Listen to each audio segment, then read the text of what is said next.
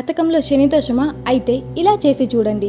ఎవరి జాతకంలో శనీశ్వరుడు చెడు స్థానంలో లేదా నీచ స్థానంలో ఉంటే కష్టాలు నష్టాలను కలగరిస్తాడు. అయితే తనను శరణు కోరుతూ పూజించే వారిని శనీశ్వరుడు ఆపదలను తొలగిస్తాడు.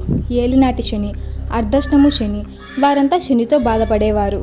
శనీశ్వరుడి అనుగ్రహం కోసం ప్రతి శనివారం తైలాభిషేకం చేయించండి. అంతేకాదు నలుపు దుస్తులను, నల్ల నువ్వులను సమర్పించాలి. ఇలా 11 వారాలు చేస్తే శనీశ్వరుడి అనుగ్రహం లభిస్తుంది. జీవితంలో ఉన్నత స్థాయిని చేరుకుంటారు. నవగ్రహాల్లో శనీశ్వరుడు కర్మ ప్రదాత. శనీశ్వరుడు గ్రహాలకు అధిపతి అయిన సూర్య భగవానుడు ఛాయాదేవతల తనయుడు. లయకారకుడు ఈశ్వరుడికి అత్యంత ఇష్టమైన భక్తుడు. శనీశ్వరుడు మనుషులు చేసే కర్మలను ఫలితాలను అందిస్తాడు. ఎవరి జాతకంలోనైనా శనీశ్వరుడి ప్రభావం ఉంటే వారు అనేక కష్ట నష్టాలు ఏర్పడతాయి.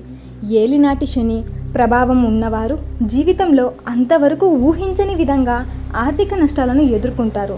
అందుకనే ఎవరి జాతకంలోనైనా శనీశ్వరుడి ప్రభావంతో తీవ్ర ఇబ్బందులు పడుతుంటే శని అనుగ్రహం కోసం కొన్ని నివారణ చర్యలు తీసుకోవాలని జ్యోతిష్యులు సూచిస్తున్నారు.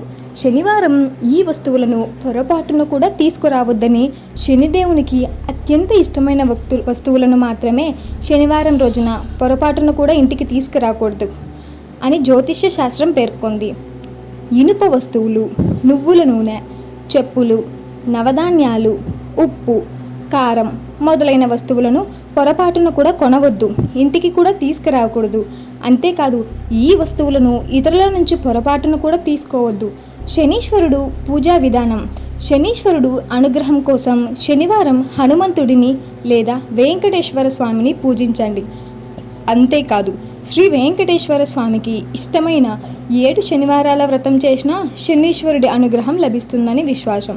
కష్ట నష్టాలు దూరమైపోతాయని భక్తుల విశ్వాసం. శనివారం రోజున పేదలకు, గుడి బయట యాచకులకు ఆహారాన్ని అందించడం వలన శనీశ్వరుడు సంతసిస్తాడంట. వేసవి కాలంలో దాహార్తిని తీర్చడం వలన శనీశ్వరుడి అనుగ్రహం లభిస్తుందని నమ్మకం.